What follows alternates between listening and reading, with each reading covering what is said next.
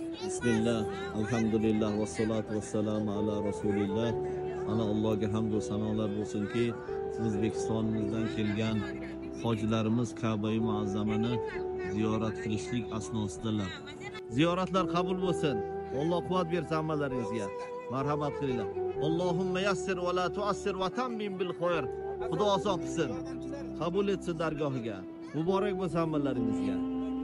Marhamat.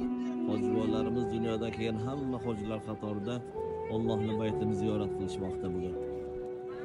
Dastlab Makka Mukarramaga yetib kelgan o'zbekistonlik hojilarimiz inshaalloh.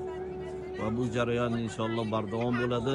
Haj safari davomida ham tavofi ifozani albatta Allohning baytini ziyorat qilishlik bilan bo'ladi.